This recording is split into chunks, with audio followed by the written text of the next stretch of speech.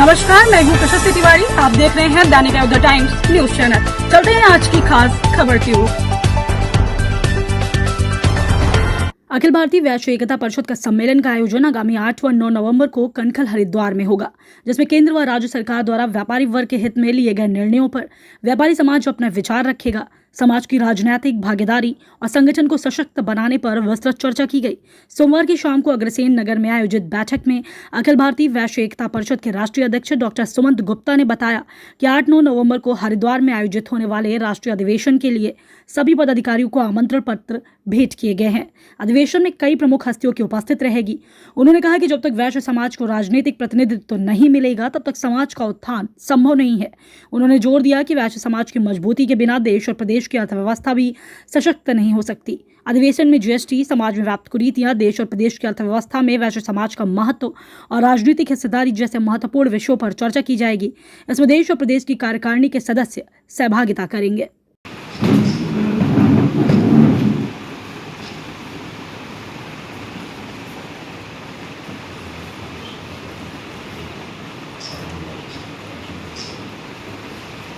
परिषद के द्वारा आयोजित राष्ट्रीय अधिवेशन व सम्मान समारोह का कार्यक्रम 8 व 9 नवंबर को हरिद्वार में रखा गया है।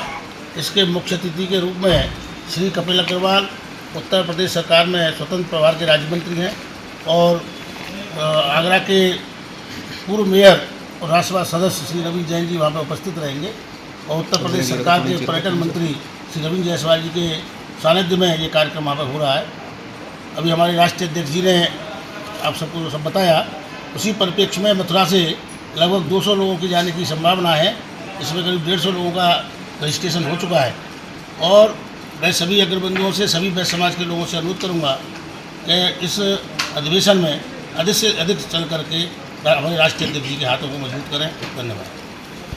हम लोगों की ये एक प्रमुख मांग ये भी है कि जो बसें चलती हैं, जो डबल डेकर बसें हैं और जो मॉडिफाई बसें की गई हैं, जिनमें अधिक घटनाएं हो रही हैं, इसको सभी रोड पर चलाया जाना चाहिए, जबकि उसकी व्यवस्था सुनिश्चित ठीक प्रकार से की जा सके। इन सभी मांगों को लेकर हम लोग इकट्ठे हुए हैं और एक प्रमुख मांग आप सबकी सहमति से रखना चाहते हैं कि हमारे स्वामी प्रेमानंद जी इस ब्रज क्षेत्र के सबसे पवित्र, मैं समझता हूँ इस देश में इस समय वर्तमान समय में स्वामी प्रेमानंद जी का सर्वाधिक मान्यता प्राप्त संतों में से, प्रमुख संतों में से एक प्रमुख संत हैं। भारत सरकार से मांग है कि उन्हें भारत रत्न की उपाधि से अलंकृत किया जाना चाहिए, जिससे कि उससे उनका गौरव नहीं, हम सबका, पूरे ब्रज क्षेत्र के लोगों का गौरव बढ़े।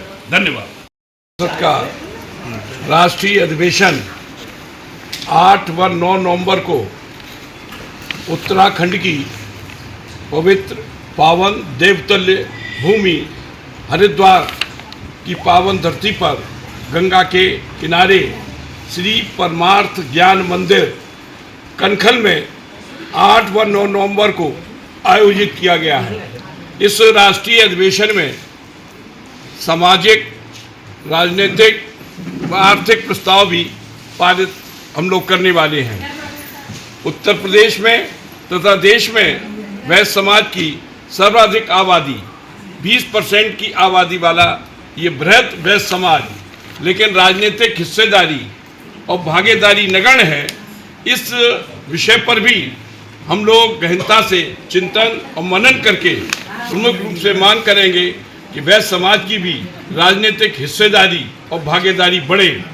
विधान परिषद में जिस प्रकार से अध्यापकों के लिए सीटें आरक्षित हैं, उसी आधार पर व्यापारी समाज को, जो सरकार के खजाने में सभी प्रकार के टैक्स देते हैं, रोजगार के साधन मुहैया कराते हैं, धार्मिक क्षेत्रों में बढ़ चढ़कर भाग लेते हैं, ऐसे बंधुओं को भी, ऐसे व्यापारी समाज के लोगों को भी 10% सीटें विधान परिषद में आरक्षित की जानी चाहिए तथा अर्ध सरकारी, सरकारी निगमों में भी वैश्य समाज की हिस्सेदारी और भागीदारी हो, उनको भी महत्वपूर्ण स्थान प्राप्त हो।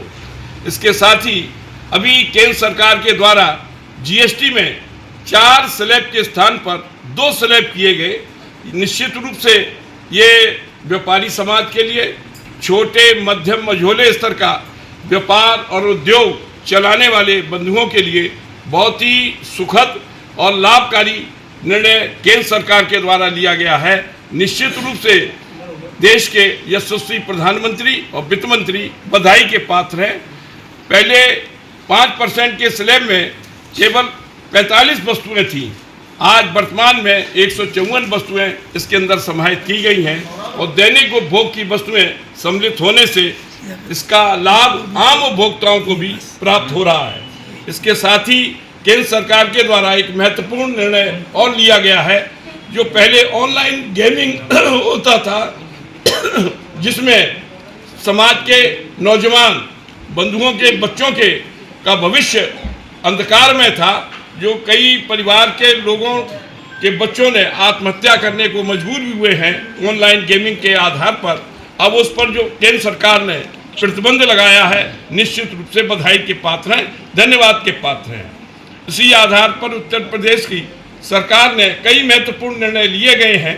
उसमें स्टाम्प कर पंजीयन विभाग के द्वारा एक महत्वपूर्ण निर्णय और लिया गया है, जिसके अंतर्गत जो पैतृक संपत्ति का जो बंटवारा पहले नहीं हो पाता था, पहले संपत्ति का 1% लगता था, अब मात्र 10,000 रुपये में ही पैतृक संपत्ति का बंटवारा ऑन द रजिस्टर्ड हो सकेगा, जिससे अनेकों विवाद जो विभिन्न न्यायालयों में चल रहे थे वे समाप्त होंगे और निश्चित रूप से। नमस्कार, मैं हूं प्रशस्ति तिवारी। आप देख रहे हैं दैनिक अयोध्या टाइम्स न्यूज चैनल। देश दुनिया की हर छोटी से बड़ी खबर के लिए जुड़े रहें हमारे साथ।